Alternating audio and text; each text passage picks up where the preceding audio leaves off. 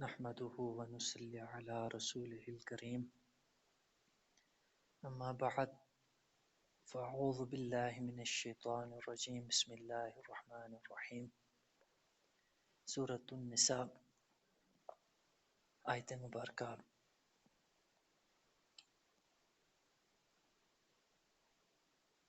38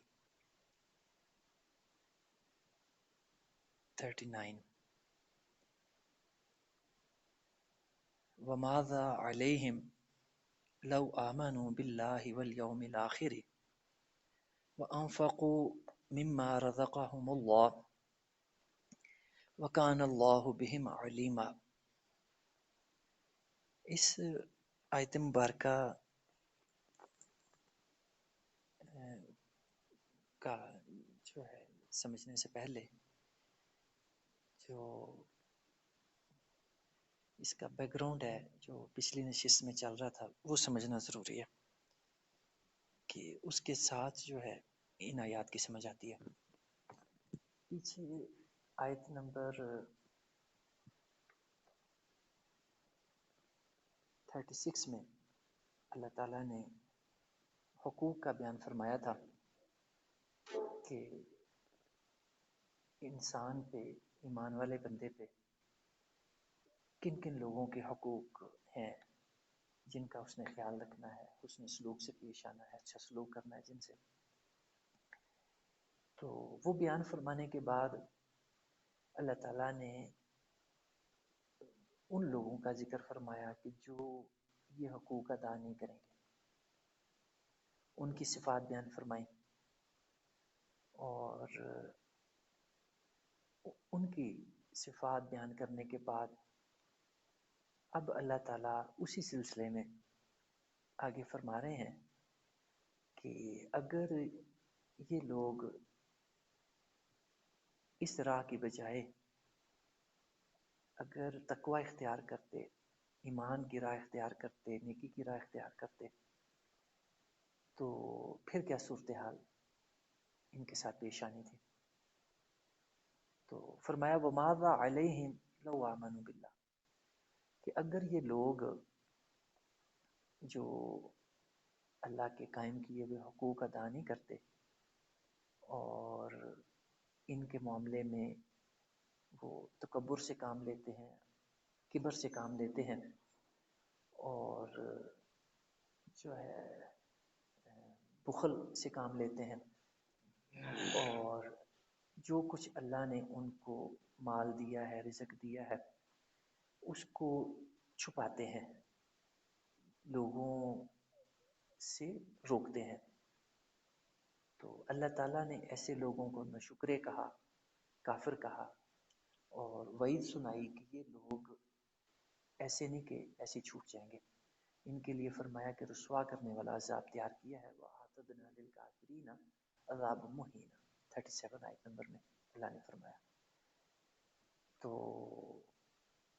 پھر فرمایا انہی کے بارے میں کہ یہ جو اللہ کے قائم کردہ حقوق جن کا اللہ تعالیٰ نے 36 آیت میں ذکر فرمایا کہ یہ ان کو تو ادا نہیں کرتے، ہاں خرچ ضرور کبھی کبھار اللہ کی راہ میں کرتے ہیں، لیکن وہ اللہ کی راہ نہیں ہوتی۔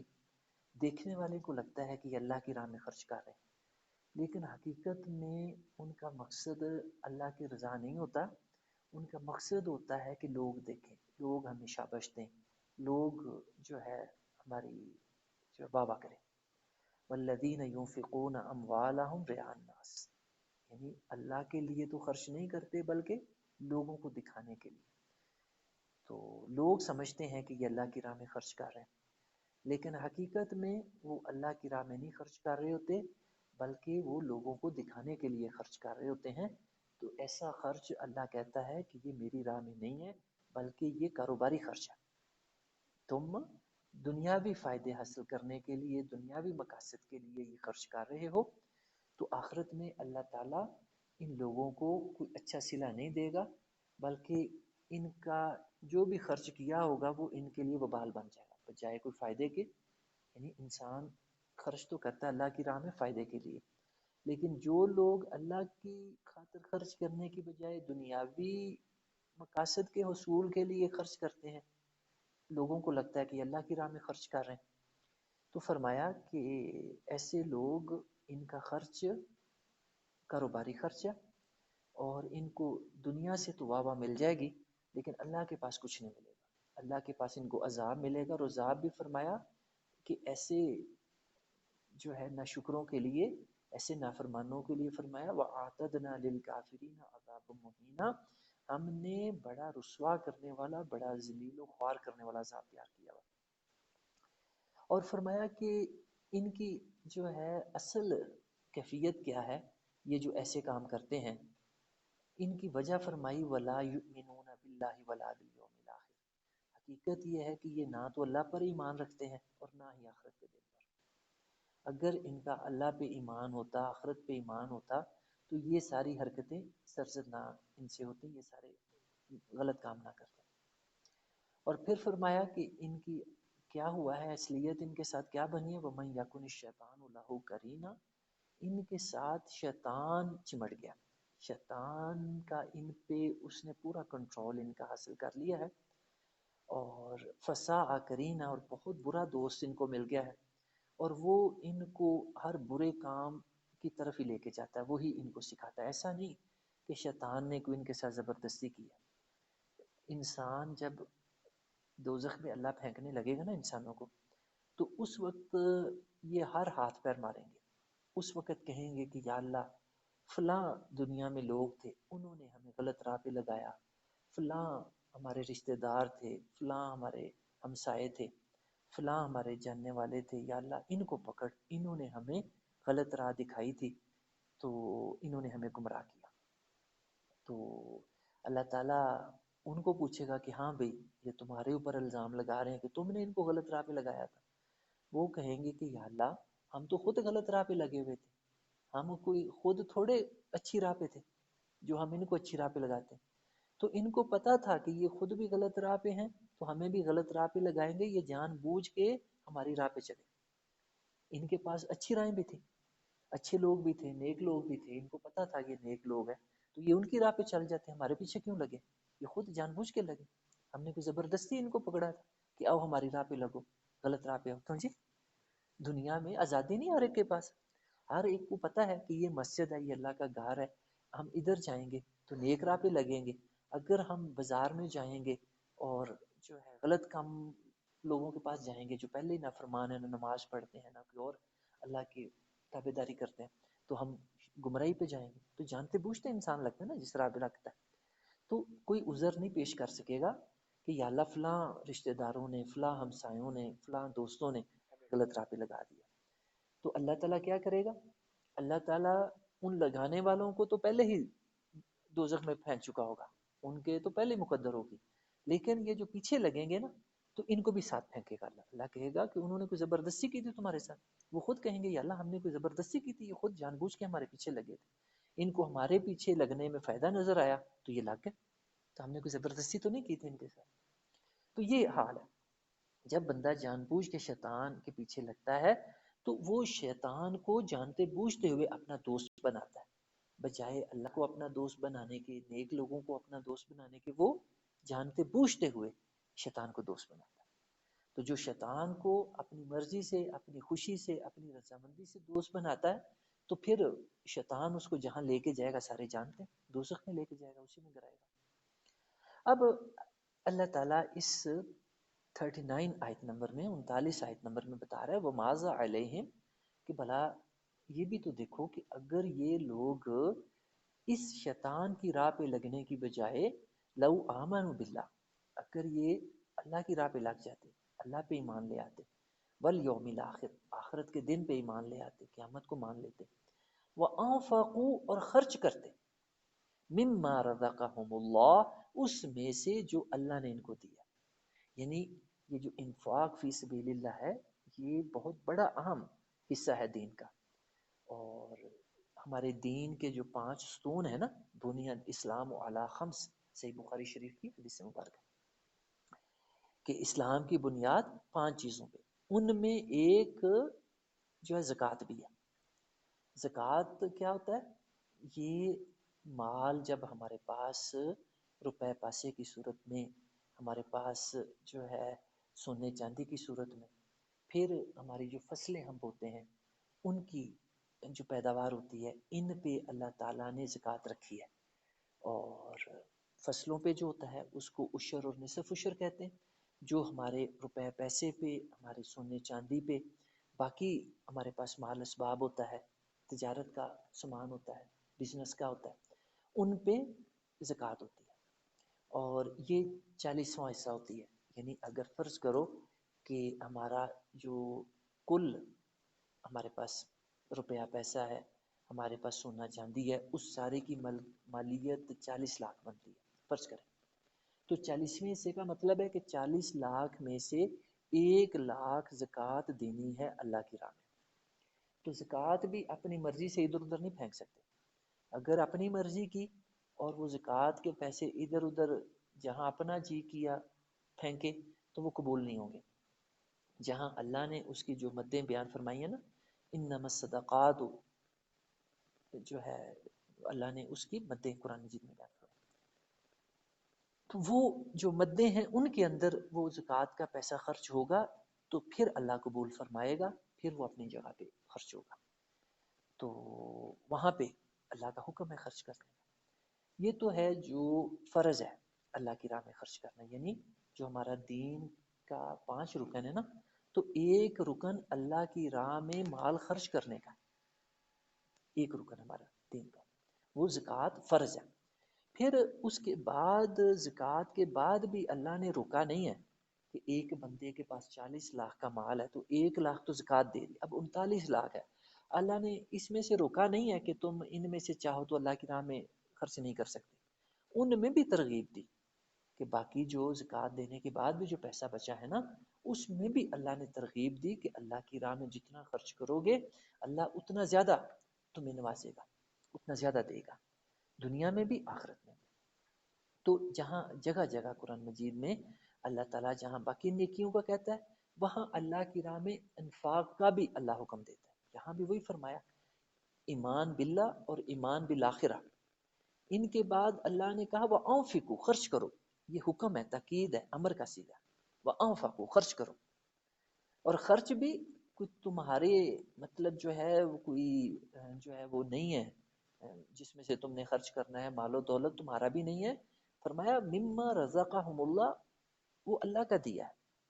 انسان کے پاس جو بھی رزق ہے، جو بھی روپیہ پیسہ ہے، مال و دولت ہے، جائیداد، زمین، پلاٹ اور باقی چیزیں ہیں، وہ انسان کا اپنا نہیں ہے، بلکہ اللہ نے فرمایا مما رزقہم اللہ، وہ اللہ کا دیا ہوا. اور اللہ جب چاہے واپس لے لیتا ہے. اور یہ جو اللہ نے دیا ہوا ہے نا، یہ لوگ سمجھتے ہیں کہ بڑے ہم قابل ہیں، ہم بڑے سمجھدار ہیں، بڑے لائق فائق ہیں، تو اللہ نے ہمیں اس لیے یہ ہم نے اپنی محنت سے یہ کمایا، بڑی ہم نے دنیا کو دھوکے فراڈ دے کے یہ سارا کچھ دنیا جمع کی ہوئی ہے. تو قارون بھی یہی کہتا تھا. سکلین تھا جب قارون کو مطلب جو ہے کہا نا، باقی اس کے جو ساتھی تھے، باقی جو نیک لوگ تھے، علم والے تھے، انہوں نے کہا کہ دیکھو اللہ نے تمہیں اتنے خزانے دیے، اتنے خزانے. اللہ کہتا ہے کہ وَإِنَّ قَارُونَ مِنْ قَوْمِ مُوسَىٰ فَبَغَىٰ عَلَيْهِمْ، قارون جو ہے موسیٰ کی قوم سے تھا اور اس نے بغاوت کی ہے. تو اللہ فرماتا ہے کہ میں نے اتنے اس کو خزانے دیے تھے، اتنے خزانے تھے کہ جو ہے اونٹوں کی جو ہے وہ بوجھل ہو جاتا تھا. لوگوں کی ایک بڑی جماعت اس کو اٹھانے سے قاصر ہوتی تھی، اتنے اس کے خزانے تھے، اس کی چابیاں. اللہ نے کہا کہ اس کی جو چابیاں ہیں، یہ جو ہے سورۃ القصص اس کا جو ہے، یہ جہاں قارون کا ذکر ہے نا، یہ سورۃ القصص کا 8واں رکوع ہے. سورۃ القصص 28 نمبر سورہ ہے، اس کا 8واں رکوع. اس میں اللہ نے قارون کا ذکر، پورے رکوع میں نا قارون کا ہی ذکر. اللہ کہتا ہے کہ اتنے میں نے خزانے اس کو دیے تھے کہ اس کے خزانوں کو اٹھانے، چابیاں جو تھی نا اس کے خزانوں کی، پرانے زمانے میں چابیاں ذرا بڑی ہوتی، جس طرح آج کل چھوٹی چھوٹی چابیاں نکل آئی ہیں نا، پرانے زمانے میں یہ نہیں تھی. ہاں ہاں، اس وقت تالے بھی بڑے ہوتے تھے اور ان کی چابیاں بھی بڑی ہوتی. تو اتنی وزنی اس کی چابیاں تھیں اس کے خزانوں کی کہ فرمایا کہ طاقتور لوگوں کا ایک بڑا جتھا، ایک بڑی جماعت بھی اس کی چابیاں اٹھانے سے قاصر ہوتی تھی، اتنی چابیاں تھیں اس کے خزانوں کی۔ تو جو ہے اس کو اہل علم حضرات نے، اس وقت کے جو نیک لوگ تھے، انہوں نے سمجھایا کہ دیکھو تم دنیا کٹھی کیے جا رہے ہو، خزانوں کے خزانے بناتے جا رہے ہو، تو کوئی اللہ کا بھی سوچو، جس اللہ نے تمہیں یہ سارا مال و دولت دیا ہے اس کا حق ادا کرو، زکوٰۃ ادا کرو، اس میں سے اللہ کی راہ میں خرچ کرو، حقداروں کے حقوق ادا کرو۔ تو وہ کیا کہتا ہے، وہ بھی یہی بات کہتا ہے، ہاں وہ کہتا ہے کہ یہ جو خزانے میرے پاس ہیں یہ جو ہے کیا مجھے مفت میں مل گیا؟ یعنی اس کا میں آپ کو پڑھ کے سناتا ہوں، قارون کیا کہتا ہے کہ وہ کہتا ہے کہ ہاں وہ کہتا ہے قال انما اوتیتہ علی علم عندی، یہ 78 آیت ہے سورۃ القصص کی، 78 نمبر آیت ہے۔ کہتا ہے کہ یہ جو میرے اتنے خزانے ہیں یہ تو میرے علم کی بنیاد پہ، ہاں یہ جو میرے پاس بڑا، میں سیانا ہوں نا، بڑا عقل والا ہوں، بڑی میرے پاس سمجھ بوجھ ہے، بڑی مہارت ہے، اور پیسے اکٹھے کرنے کے میرے پاس جو گور ہیں، یہ تو میرے علم کی وجہ سے اتنا خزانہ میرے پاس اکٹھا ہوا ہے، تمہارے پاس کیوں نہیں ہو گیا؟ تو یہ جو میرے پاس علم ہے نا، یہ جو سمجھ بوجھ ہے، میرے پاس عقل ہے، اس کی بنیاد پہ میرے پاس اتنے خزانے ہیں، تو میں کیوں اس کو اللہ کی راہ میں کیوں دوں، دوسروں کو، حقداروں کو کیوں دوں؟ یہ تو میرے قابلیت کی وجہ سے، میری قابلیت ہے، میری عقل ہے، جس کی وجہ سے میری سمجھ بوجھ ہے، یہ سارا خزانہ میرے پاس اکٹھا ہوا۔ تو اب جو ہے پھر کیا ہوا، فخرج علی قومہ فی زینت، وہ جو ہے پھر اپنا جو مال و دولت ہے اس کے اظہار کے لیے جو ہے نکلتا۔ تو قال الذین یریدون الحیات الدنیا، جو اسی کی طرح کے دنیا دار ہوتے ہیں، یعنی یہ جو لوگ ہوتے ہیں جو ان چیزوں کے پیچھے پڑے ہوتے ہیں، اللہ ان کو کہتا ہے کہ یہ وہ لوگ ہیں جو دنیا کے طالب۔ قال الذین، وہ لوگ کہنے لگے، یریدون الحیات الدنیا، جن کے لیے دنیا کی زندگی ہی سب کچھ تھی، یا لیت لنا مثل ما اوتی قارون، کہ کاش ہمیں بھی دنیا کی چیزیں ایسے ہی ملی ہوتی جس طرح قارون کو ملی۔ آج کل بھی کہ جب دیکھتے ہیں نا دنیا دار اپنی گاڑیوں کے اندر نکلتے ہیں تو دنیا دار باقی دیکھ کے اس کو کتنا منہ میں پانی آتا ہے، او اتنی گاڑیاں، اتنا جو ہے مطلب باقی ان کے پاس ساز و سامان، اتنی باقی چیزیں، تو ہاں سیکلین سے پکڑ لیجیے گا۔ تو وہ کہتے ہیں کہ مطلب ہم پیچھے رہ گئے، اور سیکلین سے وہ پڑا ہوگا کلاس، وہ کلاس پڑھا دے دیجیے گا۔ تو وہ مطلب جو ہے ان کے رال ٹپک رہی ہوتی ہے، ان کے منہ میں پانی آ رہا ہوتا ہے، کیوں آ رہا ہوتا ہے؟ وہ کہتے ہیں کہ جتنا اس کو مال و دولت ملا ہے کاش اتنا ہمیں بھی مل جائے، تو اس کو بڑی رش کر رہے ہوتے ہیں اور بڑی تمنا کر رہے ہوتے ہیں کہ یہ سارا کچھ ہمیں بھی مل جائے۔ انہ لذو حظ عظیم، اور کہتے ہیں یہ تو بڑے مقدر والے ہیں، بڑے قسمت والے ہیں، بڑے خوش قسمت ہیں کہ ان کو اتنی دنیا مل گئی، دنیا کی اتنی چیزیں مل گئیں۔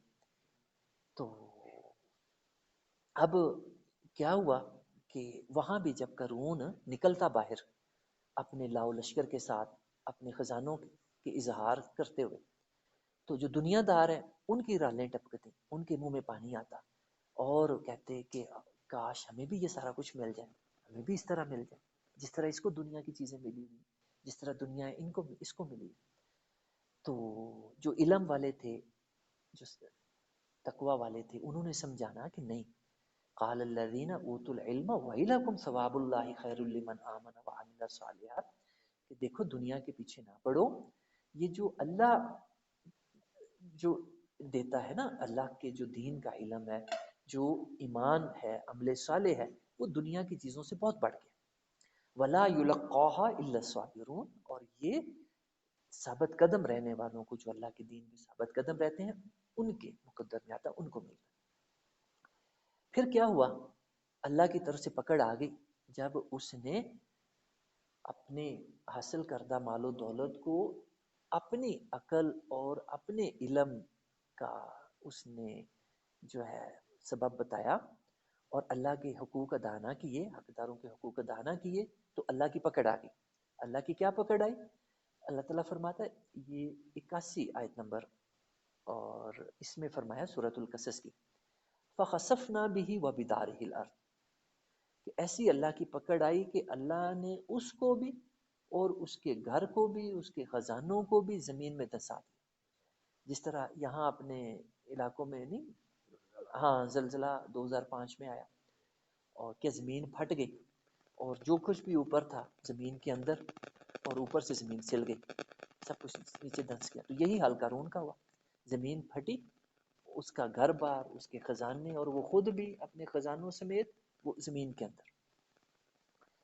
تو جب یہ ہوا تو کوئی فرمایا چیز اس کے کام نہیں آئی، فما کان لہ من فئۃ ینصرونہ من دون اللہ، اللہ کی پکڑ سے بچانے والی کوئی چیز اس کے کام نہیں آئی، کوئی اس کا دوست کام نہیں آیا، کوئی پولیس کام نہیں آئی، کوئی فوج کام نہیں آئی، وما کان من المنتصرین، کسی طرف سے اس کا کوئی مددگار نہیں بنا، کیونکہ جب اللہ کی پکڑ آتی ہے تو پھر کسی کی سپورٹ کام نہیں آتی۔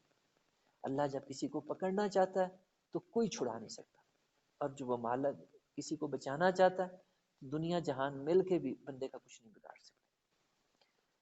وَأَصْبَحَ الَّذِينَ تَمَنَّوْا مَكَانَهُ بِالْأَمْسِ، اور وہ سارے دنیا دار جو کل بڑا رشک کر رہے تھے، جن کی رالیں ٹپک رہی تھی اور جو مطلب منہ سے پانی آ رہا تھا کہ کاش ہمیں بھی دنیا کی چیزیں ایسے ہی ملیں جیسے قارون کو ملی ہوئی ہیں، تو جب انہوں نے اس کا انجام دیکھا، زمین کے اندر دھنستا ہوا دیکھا، یقولون ویک ان اللہ یبسط الرزق لمن یشاء من عباده ویقدر، تو کہنے لگے کہ یہ تو اللہ کی آزمائش ہے، یہ جو اللہ رزق کشادہ کرتا ہے بندوں میں سے یا کسی کا تنگ کرتا ہے، تو یہ کوئی اللہ کا انعام نہیں ہے، یہ کوئی اللہ کا کرم نہیں ہے، اللہ کا کوئی فضل نہیں ہے، یہ تو آزمائش ہے۔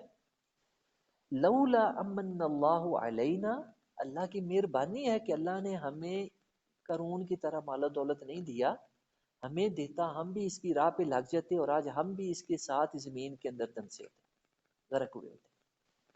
تو لولا امن اللہ علینا، اللہ نے ہم پہ مہربانی کی، ہمیں یہ دنیا نہیں دی، ہمیں نافرمان نہیں بنایا، لخسف بنا، ورنہ ہم بھی اس کے ساتھ زمین میں دھنس چکے ہوتے۔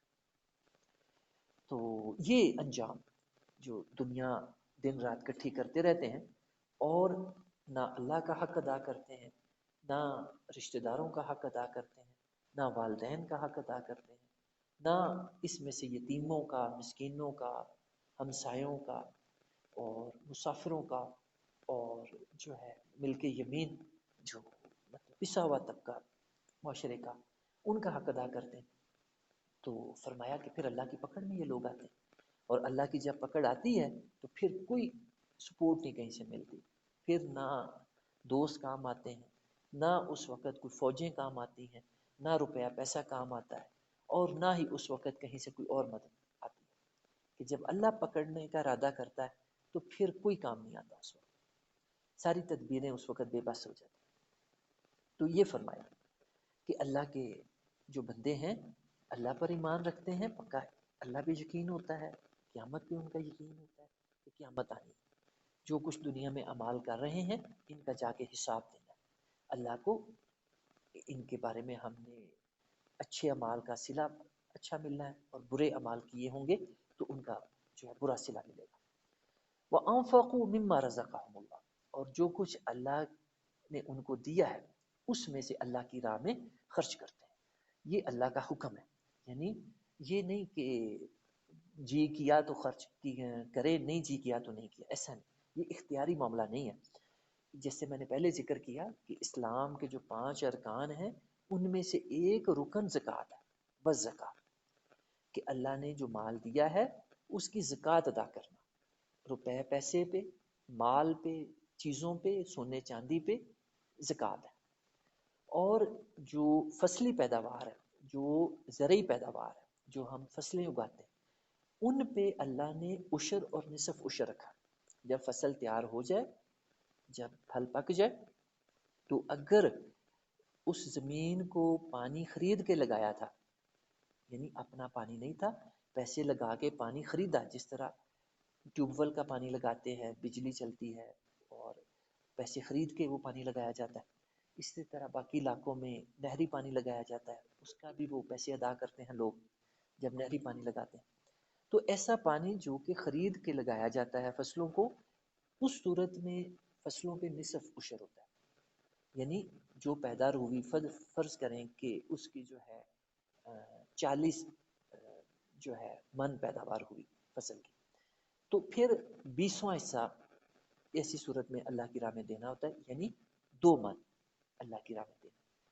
اور اگر فری کا پانی تھا، جس طرح ہمارے ہاں یہاں پہ چشموں کا پانی ہے، کسی کو کوئی پیسہ نہیں دینا پڑتا اور فری کا پانی فصلوں کو لگتا ہے، تو ایسی صورت میں عشر زرعی پیداوار پہ ہوتا ہے، یعنی 10واں حصہ.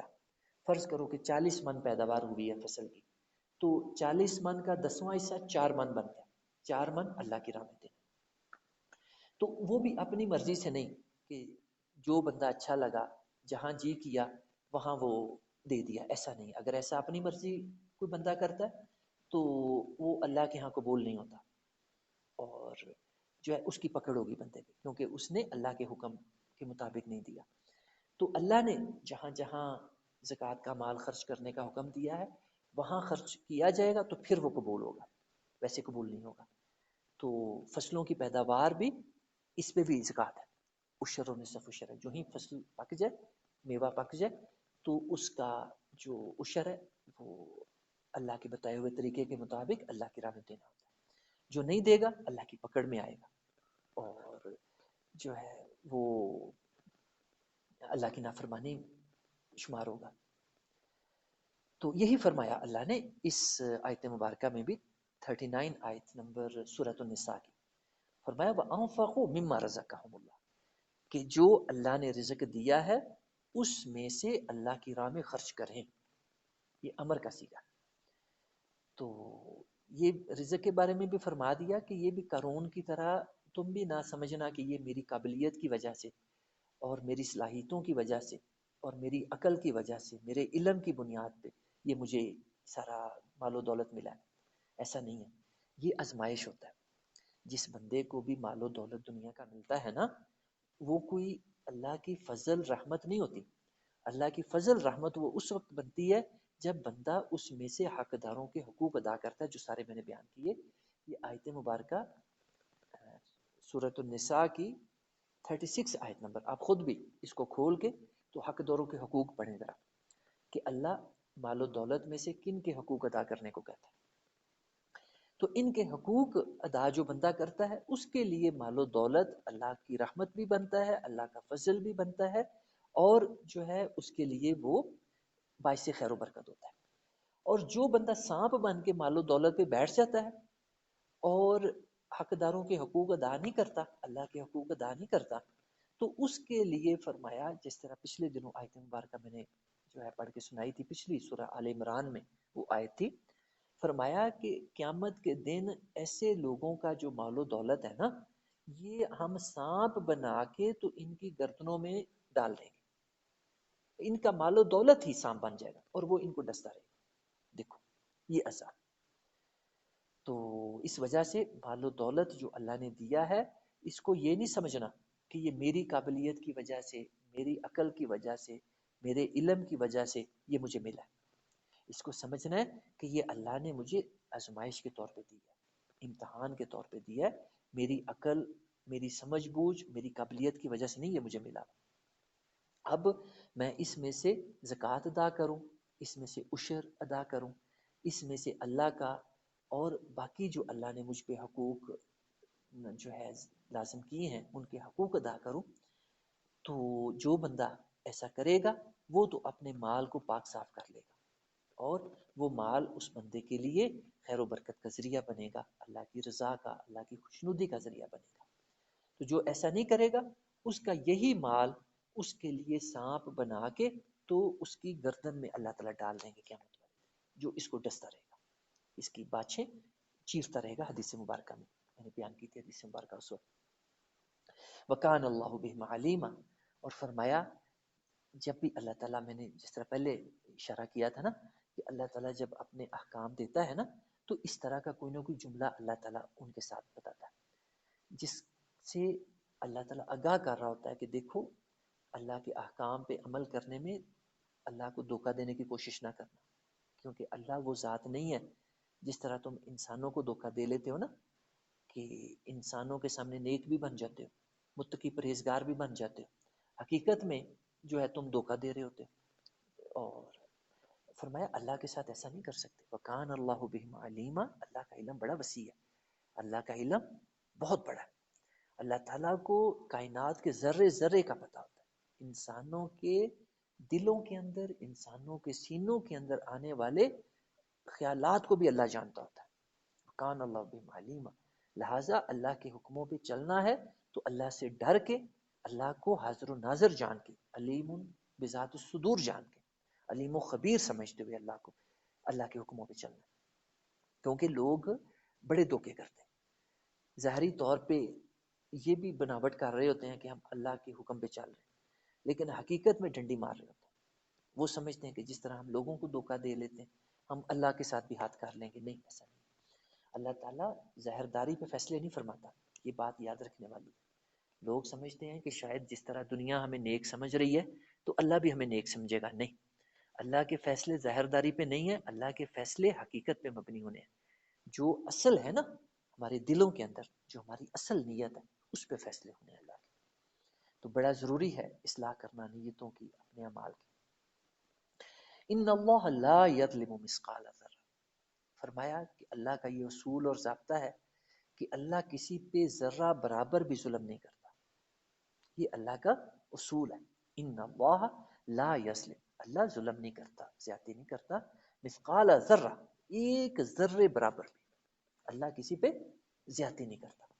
وَإِن تَكُ حَسَنَ، فرمایا کہ کوئی بندہ ایک نیکی بھی لے کے آئے گا نا میرے پاس، یضاعفہ، تو میں اس ایک نیکی کو بھی ضائع نہیں کروں گا. یضاعفہ، بلکہ میں اس کو بڑھاؤں گا. اگر اس بندے کی نیت ٹھیک ہوگی نا، اگر بندہ صحیح نیت کے ساتھ ایک نیکی بھی کر لے تو اللہ کیا کہتا ہے؟ یضاعفہ، اللہ کہتا ہے میں بڑھاؤں گا. یہ نہیں کہ نیکی کا بدلہ میں تمہیں ایک نیکی ہی دوں گا، نہیں. فرمایا میں قدردانی کروں گا تمہاری ایک نیکی کی، تمہاری نیت کو دیکھتے ہوئے، تمہارے اخلاص کو دیکھتے ہوئے میں تمہاری اس نیکی کو بڑھاؤں گا. یضاعف، اللہ کا وعدہ دیکھو، اللہ کیسا کریم ہے، کیسا غنی ہے، کیسے فضل والا ہے. کہتا ہے کہ میں تمہیں ایک نیکی کا صلہ ایک نیکی کے برابر نہیں دوں گا، بلکہ کئی گنا بڑھا کے دوں گا. وَيُؤْتِ مِن لَّدُنْهُ أَجْرًا عَظِيمًا، فرمایا میں اپنے پاس سے، اپنے جناب سے اجر عظیم دوں گا. ایک نیکی کا صلہ، حق تو یہ تھا کہ ایک نیکی ہی ملتا، لیکن اللہ تعالیٰ قدردانی فرماتا ہے، اللہ تعالیٰ فضل فرماتا ہے، اور اس نیکی کو اللہ تعالیٰ کتنا بڑھا کے اپنے فضل سے اجر عظیم عطا فرماتا ہے اپنی طرف سے. تو اب اتنے جو ہے، جو مالک غنی ہے، اتنا غنی مالک، تو بندہ پھر کیوں نہ نیکیاں کرے. جس مالک نے وعدہ کیا ہے کہ میں تمہاری نیکیوں کا بدلہ ان کے برابر نہیں دوں گا بلکہ کئی گنا بڑھا کے دوں گا. تو یہ اللہ تعالیٰ ہمیں شوق دلا رہا ہے نیکیاں کرنے کا کہ میرے بندو اخلاص کے ساتھ، صحیح نیت کے ساتھ نیکیاں کرو. تھوڑی بھی ہوں گی تو میں ان کو بڑھا دوں گا، ان کو زیادہ کر دوں گا. حدیث مبارکہ ہے، اللہ کے پیارے نبی صلی اللہ علیہ وسلم نے فرمایا کہ جو بندہ صحیح نیت کے ساتھ، اخلاص کے ساتھ اللہ کی راہ میں ایک کھجور بھی دیتا ہے، اور تلقین فرمائی کہ اللہ کی راہ میں دیا کرے. جو مال اللہ نے دیا ہے اس میں سے اللہ کی راہ میں خرچ کرنے کی بہت تاکید آتی ہے. قرآن سارا بھرا پڑا، دین کا حصہ ہے، لازم ہے. یہ اختیاری معاملہ نہیں ہے کہ جی کیا تو اللہ کی راہ میں دیا، جی نہیں کیا تو نہ دیا، ایسا نہیں ہے. یہ اللہ کا حکم ہے، دین کا حصہ ہے، یہ ایمان کا حصہ ہے یہ چیز. اور جو بندہ نہیں دیتا اللہ کی پکڑ میں آتا ہے، وہ اللہ تعالیٰ کے عذاب میں وہ بندہ گرفتار ہوتا ہے.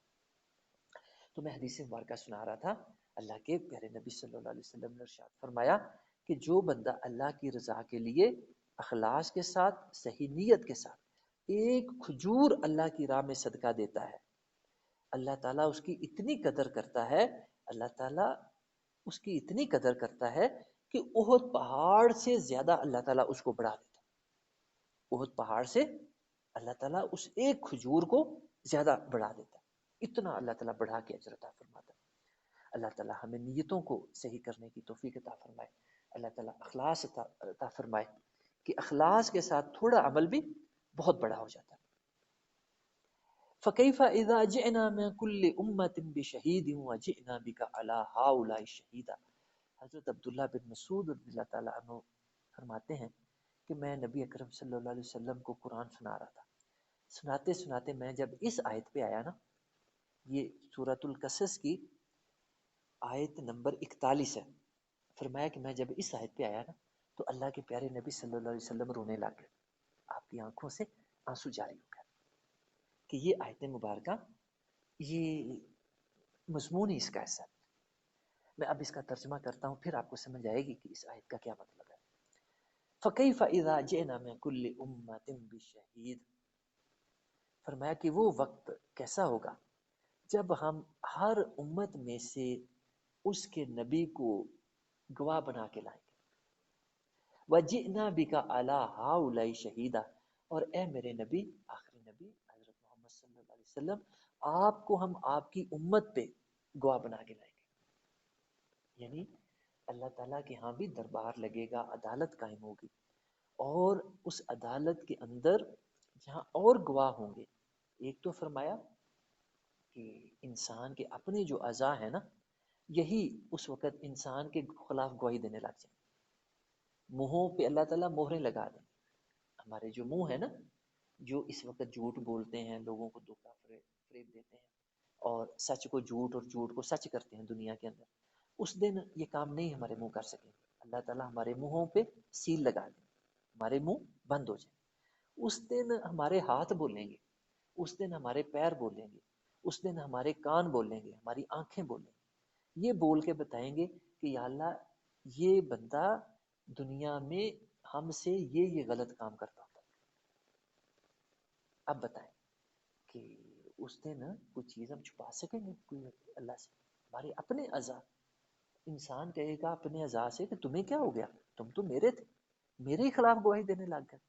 تو وہ کہیں گے کہ ہم تمہارے بعد میں ہیں، پہلے ہم اللہ کے ہیں، ہم اللہ کی مخلوق ہیں، اللہ کی نافرمانی نہیں کر سکتے۔ اللہ نے ہمیں حکم دیا ہے گواہی دینے کا، تو ہم نے سچی گواہی دینی ہے، جھوٹی نہیں دے سکتے۔ تو جہاں اپنے اعضاء بندے کے گواہی دیں گے اللہ کی دربار میں، اللہ کی عدالت میں، وہیں اللہ تعالیٰ نبیوں کو لے آئے گا۔ لوگ کہیں گے کہ یا اللہ تو نے نبی نہیں بھیجا ہماری طرف، ہمیں کیسے پتہ چلتا کہ کیا چیز ٹھیک ہے کیا غلط ہے؟ میں نے اس چیز کی بھی پچھلے دنوں وضاحت کی تھی کہ ہر انسان کو اللہ تعالیٰ جب دنیا میں بھیجتا ہے نا، اسلام پہ بھیجتا ہے، اور ہر انسان کو اللہ تعالیٰ دنیا میں بھیجنے سے پہلے نیکی بدی خیر شر کا شعور دے کے بھیجتا ہے۔ تو انسان دنیا میں آ کے کسی اسکول میں نہ جائے، کسی مدرسے میں نہ جائے، کسی مسجد میں نہ جائے، کسی قاری صاحب کے پاس نہ جائے، تو اسے پتہ ہوتا ہے برائی کیا ہے، اچھائی کیا ہے، ہر بندے کو سمجھ۔ جو بندہ ایک جماعت بھی نہیں نہ پڑھا ہوا، اس بندے کو بھی اچھائی برائی کی پوری پوری تمیز ہے، پورا پورا پتہ ہوتا ہے، کیونکہ اللہ نے ہماری فطرت کے اندر، ہماری سرشت کے اندر اللہ تعالیٰ نے نیکی اور بدی کا تصور رکھا ہوا۔ تو میں تو یہ بات کہتا ہوں کہ اللہ تعالیٰ اگر اپنے نبی رسول کتابیں نہ بھی بھیجتا نا، تو انسان کی پکڑ کے لیے وہی شعور ہی کافی تھا جو اللہ نے انسان کو فطری طور پہ دیا ہوا، اس کے اندر ودیت کیا ہوا۔ لیکن یہ اللہ نے مہربانی کی کہ لوگوں کی طرف سے یہ چیز آنی تھی اللہ کے سامنے، یعنی یہ جو ہے چیز سورہ القصص کے اندر ہی، یہ میں مطالعہ کر رہا تھا، دیکھ رہا تھا کہ جو ہے یہ اس کی آیت نمبر ہے 47، 47 نمبر آیت سورۃ القصص کی، اس میں اللہ تعالیٰ نے اسی مسئلے کو بیان فرمایا۔ فرمایا وَلَوْلَا أَن تُصِيبَهُم مُّصِيبَةٌ بِمَا قَدَّمَتْ أَيْدِيهِمْ فَيَقُولُوا رَبَّنَا لَوْلَا أَرْسَلْتَ إِلَيْنَا رَسُولًا فَنَتَّبِعَ آيَاتِكَ وَنَكُونَ مِنَ الْمُؤْمِنِينَ۔ فرمایا کہ اگر ہم اسی ہدایت پہ ہی کفایت کرتے جو ہم نے ہر انسان کو فطری طور پہ دی ہوئی ہے، اور اپنے رسول اور کتابیں نہ بھیجتے تو ان لوگوں نے پتہ کیا کہنا تھا؟ ان لوگوں نے کہنا تھا کہ یا اللہ تو نے ہماری طرف اپنے رسول اور نبی کیوں نہیں بھیجے، کتابیں کیوں نہیں بھیجی، صحیفے کیوں نہیں بھیجے، کہ یا اللہ اگر تو بھیجتا تو ہم تیری پیروی کرتے۔ تو اللہ تعالیٰ نے ان کو حجت پوری کرنے کے لیے بھیج دیا اپنے برگزیدہ نبی، اپنے نیک بندے نبی بنا کے، رسول بنا کے اللہ نے بھیجے، اور پھر ان پہ کتابیں بھیجی، فرشتے بھیجے، ان پہ صحیفے بھیجے، اور اللہ نے اپنا دین جو ہے ان کو بھیج کے تاکید کی کہ میرے بندوں کو پہنچاؤ۔ اب جب اللہ تعالیٰ ان لوگوں کو اپنے دربار میں ان کو پیش کرے گا، بلائے گا، تو اس وقت لوگ کہیں گے کہ یا اللہ ہماری طرف تو کوئی ہدایت نہیں آئی۔ تو جب یہ لوگ جھوٹ بولنے کی کوشش کریں گے نا، اللہ کو دھوکہ دینے کی کوشش کریں گے، تو اللہ تعالیٰ فرشتوں کو، ان کے نا پیغمبروں کو بلا لے گا، ہر پیغمبر اپنی اپنی امت پہ گواہی دینے کے لیے آ جائے گا۔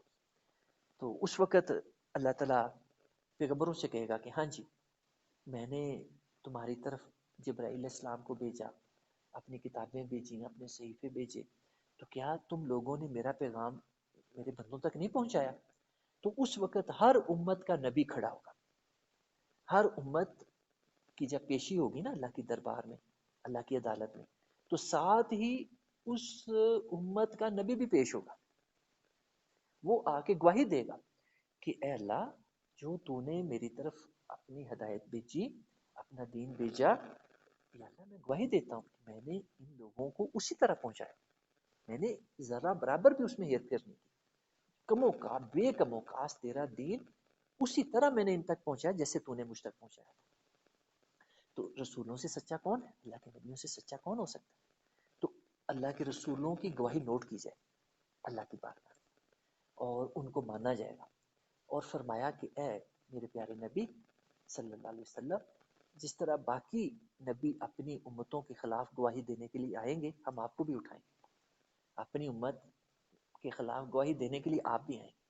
جب آپ کی امت کے بھی شریر اور نافرمان کہیں گے نا کہ یا اللہ ہمارے پاس کوئی نبی نہیں آیا، تیری ہدایت ہی نہیں آئی، کوئی کتاب نہیں آئی، تو اللہ پھر ان کے نبی کو، ہمارے پیارے نبی صلی اللہ علیہ وسلم کو اللہ تعالیٰ عدالت میں لے آئیں گے کہ ہاں جی بتائیں۔ تو اللہ کے نبی آ کے کہے گا کہ یا اللہ میں نے ان کو تیرا دین اسی طرح پہنچایا جس طرح تو نے مجھے دیا۔ تو باقی یہ جو انہوں نے نافرمانی کی، انہوں نے جانتے بوجھتے ہوئے نافرمانی، تو نبی کی گواہی کو اللہ نوٹ کرے گا اور فیصلہ فرمائے گا ان نافرمانوں کے خلاف، اور پھر ان کو سزا اللہ تعالیٰ دے گا اس گواہی کے پورے ہو جانے پہ۔ پھر اپنے ان کے اعضاء جو ہیں وہ گواہی دیں گے، انسان کے اپنے اعضاء گواہی دیں گے۔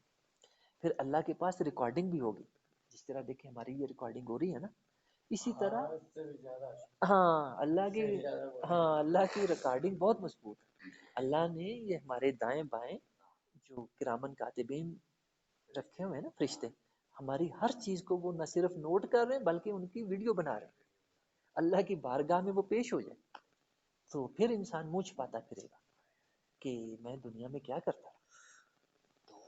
یومئذ یود الذین کفروا، اس روز فرمایا کہ تمنا کریں گے کافر، وعصوا الرسول، اور وہ لوگ جنہوں نے میرے رسولوں کی نافرمانی کی دنیا میں، لو تسوا بہم الارض، کاش زمین پھٹے یہ اس کے اندر دھنس جائیں اور زمین اوپر سے بند ہو جائے، اس وقت تمنا کریں۔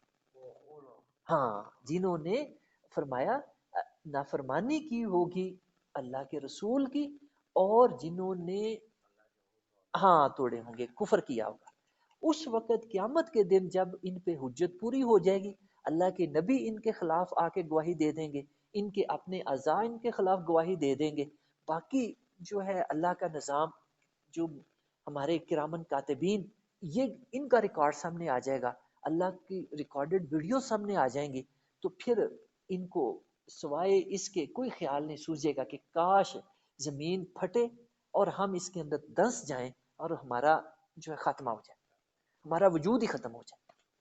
اس وقت منع کریں گے. ولا یکتمون اللہ حدیثا، اور اللہ سے کوئی بات یہ چھپا نہیں سکیں گے. دنیا میں جس طرح دنیا کو دھوکہ دیتے ہیں نا، چھپ کے گناہ کرتے ہیں، کوئی نہیں دیکھ رہا، بڑے خوش ہوتے ہیں، کسی کو پتہ ہی نہیں چلا. ہم اتنے قابل ہیں، اتنے لائق ہیں کہ کسی کو ہمارے گناہ کی کانوں کان خبر ہی نہیں ہوئی. لیکن یہ دھوکے سارے دنیا میں چلتے ہیں، دنیا والوں کے ساتھ چلتے ہیں، اللہ کے سامنے نہیں چلتے. اللہ کو ہر چیز کا پتہ ہے. ولا یکتمون اللہ حدیثا، فرمایا اللہ کے سامنے یہ کچھ بھی نہیں چھپا سکے، ذرا برابر چیز بھی نہیں چھپا سکے. یا ایھا الذین آمنوا لا تقربوا الصلاۃ، یہ بڑے پیارے احکام اللہ تعالیٰ نے بیان فرمائے. اے ایمان والو، نماز کے قریب نہ جاؤ. یہ آپ کہیں گے کہ یہ کیسا حکم ہے؟ ہاں، یعنی جب پوری نہیں پڑھیں گے تو پھر یہی سمجھ آئے گی. اس کا ترجمہ اسی طرح سے، یا ایھا الذین آمنوا، اے ایمان والو، لا تقربوا الصلاۃ، نماز کے قریب بھی نہ جاؤ. آگے بات مکمل کیا ہوتی ہے؟ وَأَنْتُمْ سُکارا، اس وقت جب تم نشے کی حالت میں. یہ جو ہے شراب کی حرمت کا یہ دوسرا حکم ہے. اللہ تعالیٰ نے شراب یکدم حرام نہیں کی، شراب جو یکدم حرام نہیں کی، یہ دوسرا حکم ہے. پہلا حکم اس سے پہلے سورۃ البقرہ کی 219 آیت میں آ چکا ہے.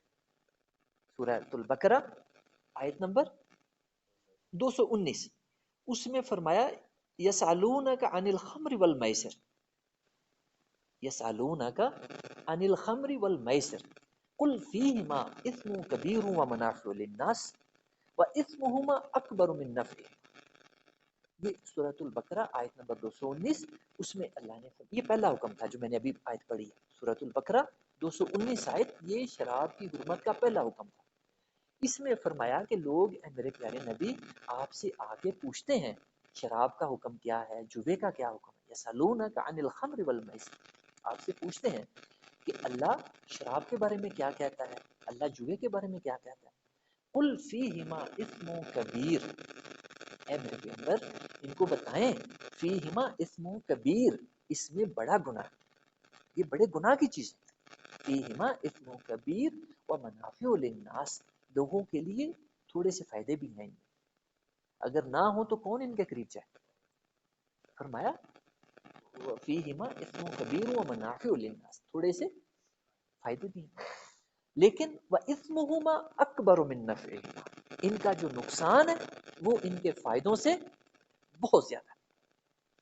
وَإِثْمُهُمَا أَكْبَرُ مِن نَفْعِهِمَا، ان کا نقصان شراب کا اور جوے کا ان کے فائدوں سے بہت زیادہ نقصان. تو یہ پہلا حکم تھا اللہ کا.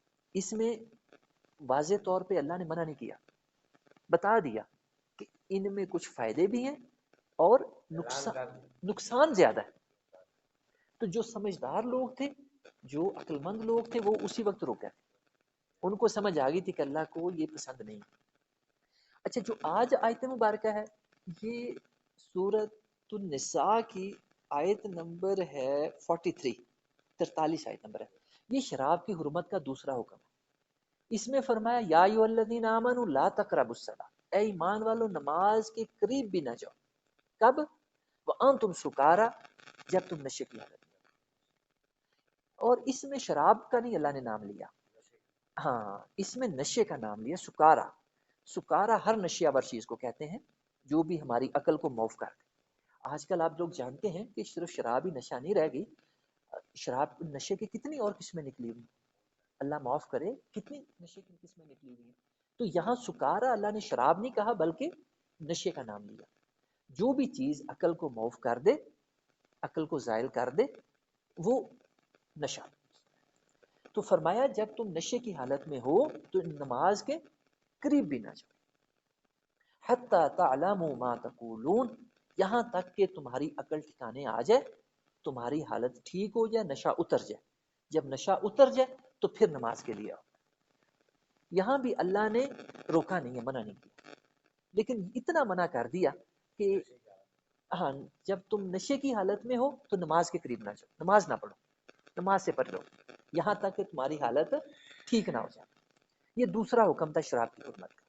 اس کے بعد تیسرا حکم سورۃ المائدہ آیت نمبر 1991، سورۃ المائدہ، اس میں جا کے حتمی تیسرا حکم آیا.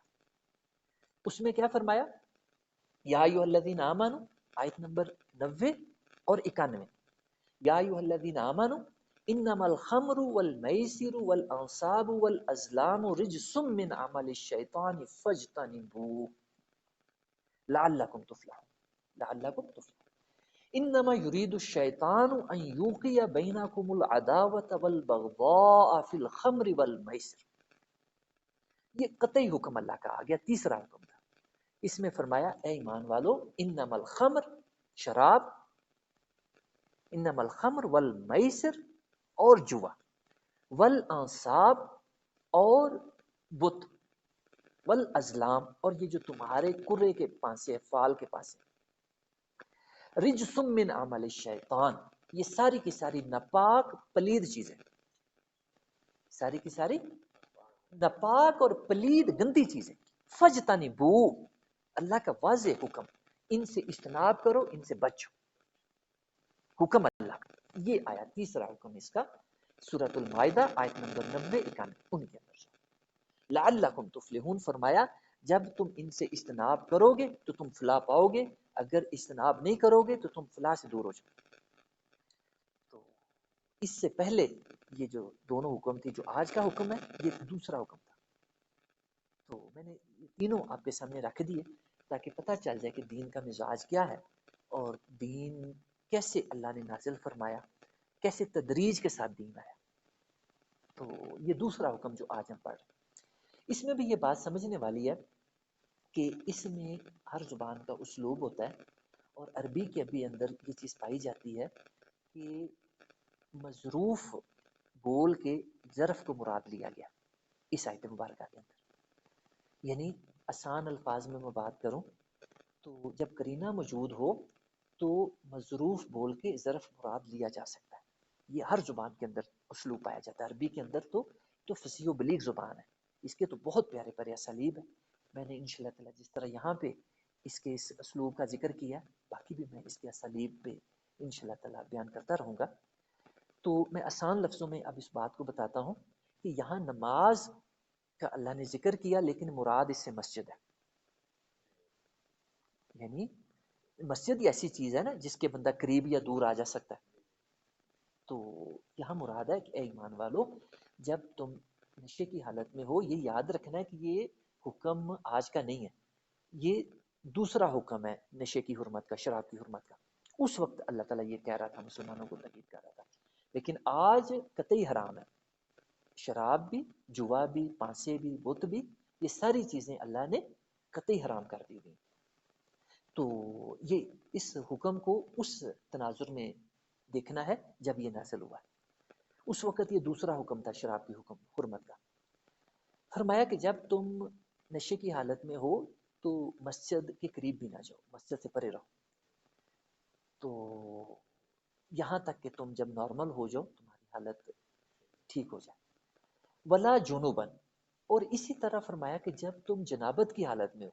جنابت کہتے ہیں جب بندے کو غسل کی حاجت ہوتی ہے، اس کو حد سے اکبر بھی کہا جاتا ہے. جب بندہ مطلب جو ہے اپنی ازواج کے پاس جاتا ہے تو وہ حالت جنابت میں آ جاتا ہے. جب منی شہوت کے ساتھ خارج ہوتی ہے انسان کی تو وہ حالت جنابت ہو جاتی ہے، وہ اس کو حد سے اکبر کہا جاتا ہے، اور وہ پاک بندہ ہوتا ہے غسل کر کے. ولا جنوبن الا عابر سبیل، فرمایا کہ جب تم جنابت کی حالت میں ہو نا، میں نے اس کی وضاحت کر دی کہ جنابت کی حالت کسے کہتے ہیں. تو فرمایا اس وقت بھی تم مسجد کے اندر نہ جاؤ. الا عابر سبیل، مگر یہ ہے کہ کسی ضروری کام سے تمہیں گزرنا پڑ جائے تو اس کی اجازت ہے. ہاں، کوئی ضروری کام کے لیے جنابت کی حالت میں تمہیں گزرنا پڑ جائے تو اس کی اجازت ہے، لیکن ویسے عبادت کرنے کے لیے تم مسجد میں نہ جاؤ جنابت کی حالت میں. حتی تغتسلوا، یہاں تک کہ تم غسل کر کے پاک ہو جاؤ. تو یہ ناپاکی کے مسائل یہ ہر مسلمان کے لیے سیکھنے لازم ہے. تو جن لوگوں کو پاکی ناپاکی کے مسائل کا نہیں پتا وہ ٹائم نکال لیں. میں مسجد کے اندر ہی ہوتا ہوں، جو بھی ٹائم آپ کے پاس نکلتا ہے آ کے مسائل مجھ سے سیکھیں، پوچھیں. مسائل پوچھیں گے تو آئیں گے، شرح میں شرم کوئی نہیں ہے کہ بچپن میں نہیں سیکھ سکے تو کوئی بات نہیں، زندگی پڑی ہے، جب تک موت نہیں آتی اتنی دیر تک اللہ کا حکم ہے. ہاں اللہ نے کہا ہے کہ اطلب العلم من المہد الی اللہ، اللہ کا نبی نے فرمایا کہ تم پنگوڑے سے لے کر ماں کی گود سے لے کر قبر میں جانے تک ساری زندگی علم حاصل کرو. تو جب اللہ کے نبی نے فرما دیا ہے تو اس میں اب شرم نہیں. شرح میں کہتے ہیں نا شرم کوئی. تو جو پاکی ناپاکی کے مسائل ہیں اس میں شرم نہ کریں. جن لوگوں کو نہیں ان کا پتہ آ کے مجھ سے سیکھیں، پوچھیں، تاکہ ان کو آ سکے، پتہ چل سکے. تو بس یہ آخری آیت مبارکہ ہم کریں گے، ٹائم جو ہے وہ مطلب کہ زیادہ ہو رہا ہے، بس اس آخری آیت کو کریں گے، ہم مکمل کریں گے. حتی تغتسلوا وإن كنتم مرضى أو على سفر أو جاء أحد منكم من الغائط أو لامستم النساء فلم تجدوا ماء فتيمموا صعيدا طيبا. میں اس کی آج مطلب جو ہے ترجمہ کروں گا، تھوڑی سی بس اس کی وضاحت کروں گا، کیونکہ اس کی مطلب جو ہے مطلب زیادہ اس پہ ٹائم چاہیے کہ یہ مسائل ایسے ہیں. اس میں فرمایا کہ اگر تم بیمار ہو، وَإِن كُنتُم مَرْضَىٰ، مرض ہو، بیمار او اعلیٰ سفر، یا سفر پہ ہو، حالت سفر، مسافر ہو، او جاء احد منکم من الغائط، یا تم رفع حاجت کر کے آئے ہو، او لامستم النساء، یا تم اپنی بیویوں کے پاس گئے ہو، فلم تجدوا ماء، کیونکہ ایسی ساری صورتوں میں جو ہے حدث ہو جاتا ہے، بندہ ناپاک ہو جاتا ہے. فلم تجدوا ماء، اور تمہیں پانی نہ ملے، ہوتا ہے نا بعض وقت پانی نہیں ملتا. فتیمموا صعیدا طیبا، تو فرمایا ایسی صورت میں پاک مٹی سے تیمم کر لیا کرو. اللہ کی کتنی مہربانی، اللہ کا کتنا احسان ہے کہ پانی نہیں تو فرمایا کہ تم مٹی کے ساتھ بھی پاکی حاصل کر سکتے ہو، مٹی کے ساتھ بھی پاکی حاصل کر سکتے ہو. کتنی اللہ کی مہربانی. اور پھر اس میں مریض کا بھی کہا کہ مرض کے اندر بھی پانی کے قریب جانے کو بندے کا جی نہیں کرتا. تو بیماری کی حالت میں، پھر سفر کی حالت میں بھی پانی بندے کو نہیں ملتا. تو پھر بعض اوقات ملتا بھی ہوتا ہے، تھوڑا ہوتا ہے. ہاں، اور فرمایا کہ اس صورت میں بیماری کی حالت میں، سفر کی حالت میں پانی ہو بھی تو تمہیں اجازت ہے کہ تم تیمم کر سکتے. فتیمموا صعیدا طیبا، پاک مٹی کے ساتھ. یہ نہیں کہ ناپاک مٹی پکڑ لو جس میں سے بدبو آ رہی ہو، گندگی پڑی ہو، اس سے نہیں، بلکہ مٹی پاک ہونی چاہیے، صاف ہونی چاہیے. تو اس کا طریقہ بھی بتا دیا تیمم کا. فامسحوا بوجوہکم وایدیکم، مسح کرو. مسح کا مطلب ہوتا ہے اس طرح، مطلب ہاں مٹی کے ضرب لگائیں اپنے ہاتھ کے ساتھ، اور ضرب لگا کے جھاڑ بھی لیں، تاکہ ایسا نہ ہو کہ آپ کے ہاتھ مٹی سے مطلب جو ہے اٹ جائیں سارے. فامسحوا بوجوہکم، ان ہاتھوں سے منہ کا مسح کر لو، اپنے چہرے کا، منہ کا. وایدیکم، اور اپنے ہاتھوں کا. نہیں، عید کا لفظ ہے، یعنی عید کہتے ہیں ہاتھوں کو، اپنے ہاتھوں کا مسح کر لو. یعنی اللہ نے کتنی مہربانی فرمائی. یہ سورۃ النساء آیت نمبر 43 خود پڑھے کہ اللہ تعالیٰ تیمم کا حکم بھی دے رہے ہیں، طریقہ بھی بتا رہے ہیں. اللہ کی کیسی مہربانی ہے کہ اللہ تعالیٰ بندوں کے کتنے مہربان ہیں، اور کتنا آسان طریقہ، اس میں 1 منٹ بھی نہیں لگتا ہے. ایسے ہاتھ مارے، منہ پہ مارے. ہاں، جب وہی مرض کا بتا دیا نا کہ جب بیماری ہو یا بیماری ہو جانے کا بھی اندیشہ ہو کہ میں بیمار ہو جاؤں گا، تو اللہ نے فرمایا میں کون تو مرض، اللہ نے رخصت رکھی. ہاں، تو جو ہے یہ کتنا اللہ مہربان ہے، شفیق ہے ہمارے اوپر. تو انشاءاللہ تعالیٰ میں نے جس طرح شروع میں بتایا تھا کہ میں مطلب آج اس کی زیادہ وضاحت نہیں کروں گا. انشاءاللہ تعالیٰ کل زندگی رہی، صحت تندرستی رہی تو میں انشاءاللہ تعالیٰ کل اس موضوع پہ، کیونکہ یہ بڑا اہم موضوع ہے، تو میں اس کی کچھ وضاحت کرنے کی کوشش کروں گا کل کے نشست میں. تو ان اللہ کان عفوا غفورا، فرمایا کہ تمہارا مالک، تمہارا خدا بڑا معاف کرنے والا، بڑا مہربان ہے، بڑا بخشش کرنے والا ہے، بڑا رحیم ہے، کریم. اللہ تعالیٰ ہمیں دین کو سمجھنے کی، عمل کی توفیق عطا فرمائے. وآخر دعوانا ان الحمد للہ رب العالمین.